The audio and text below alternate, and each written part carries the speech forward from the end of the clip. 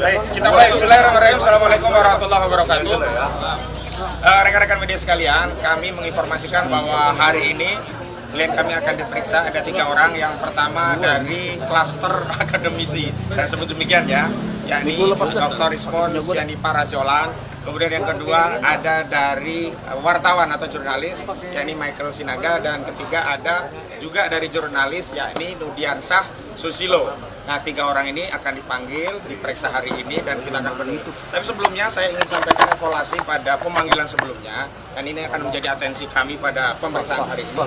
Jadi kami tidak ingin ada pemeriksaan yang melampaui batas-batas ya hak-hak kemanusiaan orang ya, jangan sampai malam. Dan kemarin alhamdulillah sudah dipenuhi, jadi dari 3 saksi yang diperiksa itu semuanya rata-rata sebelum maghrib sudah selesai. Jadi kemarin ada Roy Suryo, ada Rizal Fadila, dan Kurnia Triroyani.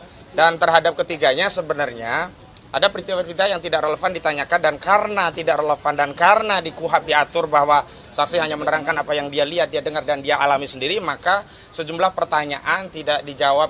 Karena apa? Karena lokus dan tempus deliktinya tidak dihadiri oleh saksi. Misalnya Pak Roy Suryo ditanya di peristiwa 22 Januari 2025. Tentu saja Roy Suryo tidak bisa menjawabnya karena memang di 22 Januari 2025 itu tidak ada di lokasi.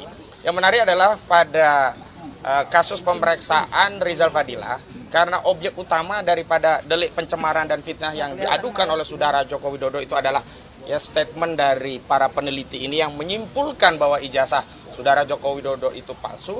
Maka Rizal Fadila selaku pihak yang dipanggil sebagai saksi meminta untuk terlebih dahulu diperlihatkan bukti ijazah yang dimiliki oleh pelapor yang konon kabarnya sudah disita oleh penyidik Polda Metro Jaya. Namun karena ya tidak ditunjukkan barang bukti itu, maka Rizal Fadila kemudian keluar dan pamit untuk tidak diperiksa. Tapi kemudian dipanggil lagi untuk diperiksa di PAP, tetapi sekali lagi ketika masuk pada pertanyaan-pertanyaan yang tidak relevan, saksi Rizal Fadila menyampaikan keterangan keberatan untuk menjawab apa yang ditanyakan oleh penyidik sebelum ijazah yang diklaim sudah diserahkan oleh pelapor, yakni saudara Joko Widodo, kepada penyidik Polda Metro Jaya itu diberitahu atau ditunjukkan. Nah, untuk Kurnia Triroyani juga sama, cuman Kurnia Triroyani agak lama. Dan sama dengan yang lainnya, ya diperiksa dalam salinan berkas sampai 24 berkas, dan ini yang menjadi lama. Khusus Pak Roy Suryo itu ada 114 pertanyaan tapi hanya 85 saja ya yang kemudian dijawab dengan ya katakanlah ya copy paste begitu, karena memang banyak yang tidak diketahui, hanya sekitar 15 yang memang berkenaan dengan peristiwa yang dialami Pak Roy Suryo, maka dijawab. Selebihnya Pak Roy juga berkeberatan karena memang tidak ada dalam peristiwa-peristiwa yang ditunjukkan. Apa peristiwanya? Yakni sebenarnya peristiwa-peristiwa itu masuk kategori kemerdekaan berpendapat di hadapan publik yang itu dijamin dalam pasal 28 Undang-Undang Dasar 1945. Apa ya? Sejumlah podcast, statement baik yang ada di depan Barreskrim, di TV, di iNews, ada dari iNews ya? Ya, statement di iNews pun dipersoalkan begitu ya.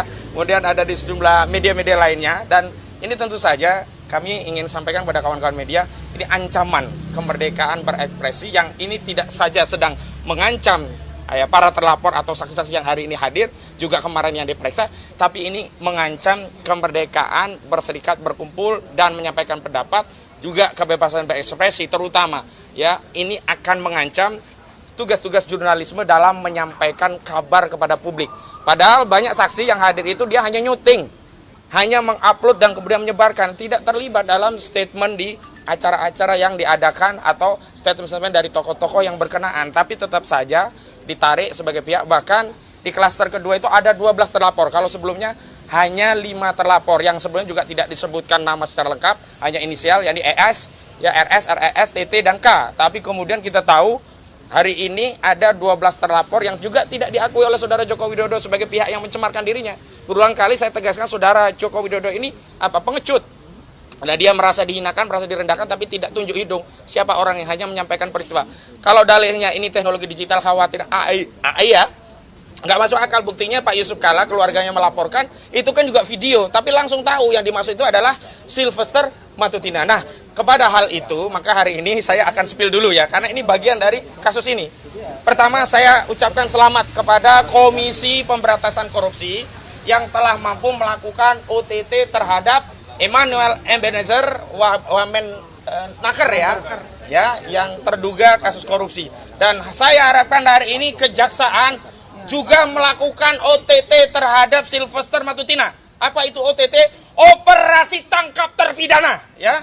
Jangan sampai ada terpidana masih bisa berkeliaran yang belum punya status saja, ya, belum punya status loh itu. OTT itu belum punya status, ya. Emmanuel Ebenezer itu belum punya status tapi bisa ditangkap. Kenapa terpidana, ya? Ini kok nggak ditangkap kemarin alasannya sakit. Jangan-jangan bener ini Sylvester lagi mencret di rumah ini. Ketakutan luar biasa, takut ditangkap oleh jaksa. Bagi jaksa nggak usah pedulikan mau mencret kayak mau ngapain kayak, tetap tangkap. Karena itu adalah tugas, kewenangan dan tanggung jawab jaksa, ketimbang institusi kejaksaan tercoreng, ya. Hanya gara-gara tidak menjalankan kewenangannya untuk menangkap terpidana yang sudah inkrah 6 tahun. Nah, hari ini kami juga ingin menegaskan nanti ada tim-tim yang akan mendampingi, dan hari ini alhamdulillah di tengah-tengah kita ada juga koordinator litigasi, ya. Nanti Bang Petrus Sulistyo juga akan menyampaikan. Baik, ke prinsipal dulu ya. Tapi yang jelas kami nanti akan batasi bahwa pemeriksaan maksimal maghrib. Ya, jika memang dibutuhkan waktu tambahan reschedule. Kita ini warga negara, nggak lari seperti Sylvester Matutina. Panggil ulang nggak apa-apa. Jangan memaksakan sampai jam 4 subuh seperti yang dialami oleh saksi Sunarto. Baik, untuk yang pertama kali, saksi yang akan diperiksa adalah Rismond Sianipar Hasiolan. Kepada Pak Rismond dipersilakan. Makasih, Bang. Ya, lanjut aja. Ya. Agak ke tengah, ya. Agak geser. Buku biar konsen buku tapi ya. Oke. Oh, iya. Mau Oh, saya mau tunjukkan, dipamerin Bang. Mau sekalian. dipamerin. Nah, jadi apa namanya? Kita membuktikan sekali lagi bahwa ini akan di grand launching tanggal 27 Agustus, ya, sekitar 700 halaman. Nah, berisi itu tidak ada apa namanya statement-statement tanpa dasar, apalagi dituduh untuk kebencian maupun apa namanya kebohongan. Di sini sangat teknis yang kami tulis, ya, bertiga, dan itu membantah kesimpulan dari Dirtipidum, ya, di Bareskrim bahwa ijazah Joko Widodo itu identik. Nah, di sini kami bantah secara ilmiah, secara teknis dan secara saintifik, ya, bahwa ijazah Joko Widodo tidak identik dengan ijazah-ijazah lainnya, terutama ijazah dari Pronojiwo. Banyak metode forensik yang kita tuliskan, dan ini di dalamnya ada kode program, ya, kode program bisa direkonstruksi, bisa diuji, ya, di-challenge, didiskusikan oleh mereka yang punya kemampuan untuk itu. Jadi oleh karena itu kita akan membuktikan kepada penyidik bahwa kami punya dasar untuk membantah apa kesimpulan dari Bareskrim, gitu ya. Baik, betul ya, statement dulu ya, nanti ada pertanyaan ya. Yang kedua dari Michael Sinaga, silakan. Ayo, Pak. Maju. Ya, kawan-kawan jurnalis, teman-teman seprofesi saya adalah jurnalis yang sudah memegang kartu wartawan utama dari Dewan Pers sejak 2017. Jadi daripada kita bertanya-tanya hal-hal yang tidak jelas, saya ke dalam hanya akan menjelaskan kegiatan saya secara profesional. Apa yang saya lakukan selama ini adalah kegiatan profesional sama yang dilakukan oleh kawan-kawan sekalian di sini. Bagaimana rasanya kalau kawan-kawan sekarang yang di sini dipidana akibat memberitakan ini? Itulah yang saya alami. Yang saya alami itu adalah memberitakan. Mau itu namanya podcast, mau itu namanya di TV, mau itu namanya di koran, itu sama-sama kegiatan jurnalistik.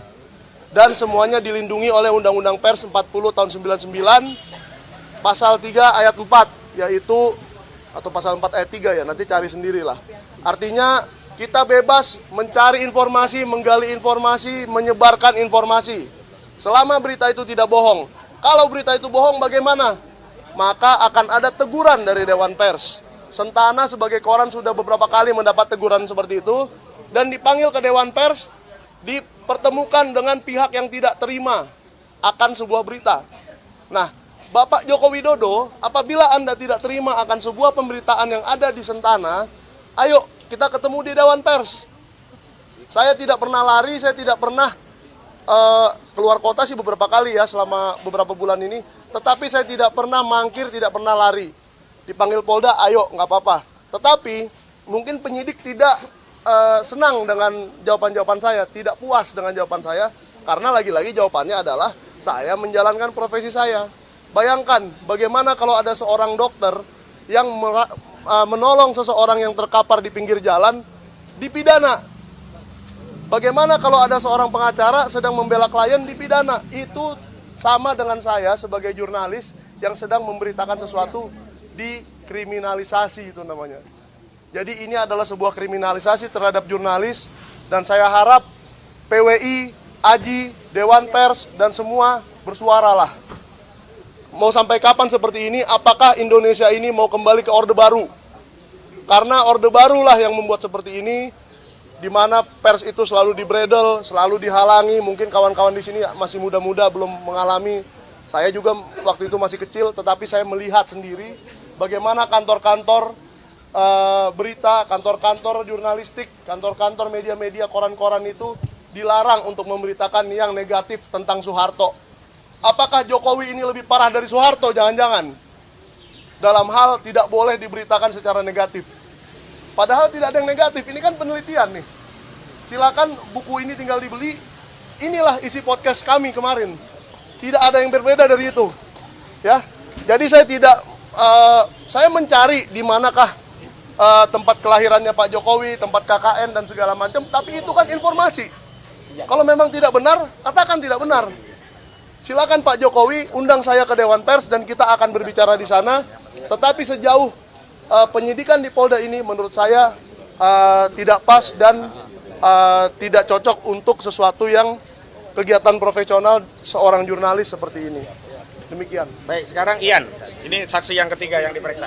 Ini Bang Ian nih, sesama jurnalis Jurnalis juga. Oke, terima kasih teman-teman sudah bersedia hadir untuk memberitakan soal polemik ini. Dalam artian saya datang ke sini ini yang pertama kali untuk penyidikan, jadi saya juga belum tahu nantinya akan ditanya atau diperiksa soal apa aja. Tentunya karena saya jurnalis, profesinya mirip seperti teman-teman di belakang kamera. Tiba-tiba hari ini saya diundang dan diminta keterangan, tapi saya datang. Terus Termul bilang kalau hari ini hari Jumat, orang katakan hari Jumat itu Jumat keramat. Tapi saya nggak khawatir soal itu karena ada teman-teman, ada mata-mata kamera.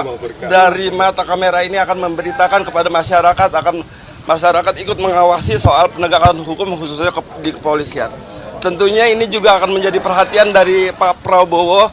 Tolong Pak, ini ada 12 orang terlapor. Kalau yang sudah dipanggil itu sudah hampir 15. Jadi ini ada rakyat Bapak yang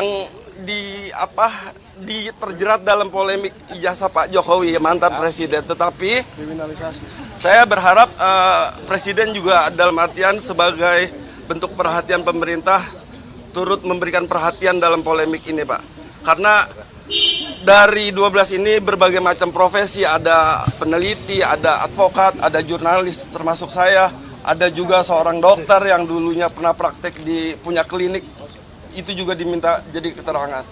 Jadi dengan pernyataan ini di depan kamera saya meminta Pak Presiden Prabowo sebagai pemerintah hadir untuk melerai soal polemik ijazah ini. Terima kasih. Baik.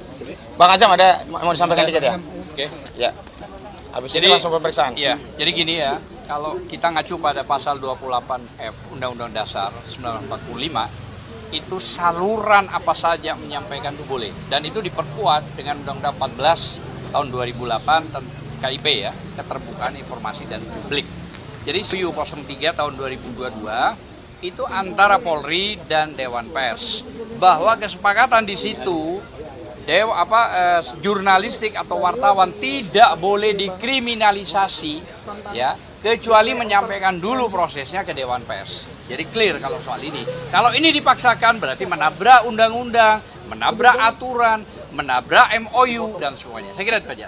Cukup ya? Soal Apa pertanyaan? kasus-kasusnya sudah naik sidik, apakah tidak ada kekhawatiran bahwa nanti status teman-teman yang Oh, saya mau tegaskan ya, jangankan sidik yang sudah tersangka, Firly Bahuri aja masih bebas berkeliaran. Yang sudah terpidana, yang namanya Sylvester Matutina aja masih bebas melenggang. Kita yakin gak akan naik tersangka karena memang kita sedang menyampaikan pendapat, bukan sedang melakukan kejahatan seperti yang dilakukan oleh Firly atau Sylvester Matutina. Itu ya. Ya, ada kekhawatiran nggak? ya kita, saya nggak apapun yang terjadi saya tidak akan pernah mundur 1 inci pun. Ya, Basis tentunya kita itu ilmiah, ya. Jadi di Indonesia ini hak peneliti itu juga bagian dari hak asasi manusia. Ya kan? Kita berhak untuk meneliti apapun tanpa harus perlu otoritas dari kepolisian. Karena itu merupakan pertanyaan juga pada saat saya diklarifikasi sebelumnya. Oke? Sehingga dorongannya berarti masih menolak kalau disebut dugaannya adalah ujaran kebencian terhadap Pak Jokowi, gitu ya? Loh, masa kajian ilmiah kebencian hanya karena kesimpulan dari penelitian tersebut tidak menyenangkan Pak Jokowi? Ya kan? Kita harus di Republik kita yang besar ini harus menjamin kebebasan meneliti bagi para peneliti. Oke? Ada lagi sebelum masuk? Ya. Walaupun kemudian ini masih tetap diprotes ya Bang ya, isi buku Jokowi White Paper ini dibilang tidak Yang mau protes Protesnya siapa? apa? Yang mau protes Protesnya siapa? lewat buku dong. Pakai dalil ilmiah enggak Nanti kan ada 27 itu. Agustus kita grand launching. Kalau ada yang memprotes, Pakai dalil protesnya harus ilmiah. beradab. Buku juga. Lewat buku juga, ya. Cukup ya? Siap. Oke, makasih semuanya. Yuk. Assalamualaikum. Masuk. Ian, punya antum nanti siapa yang dampingi? Ini punya antum. Nggak ada yang nanya saya takut apa enggak ya?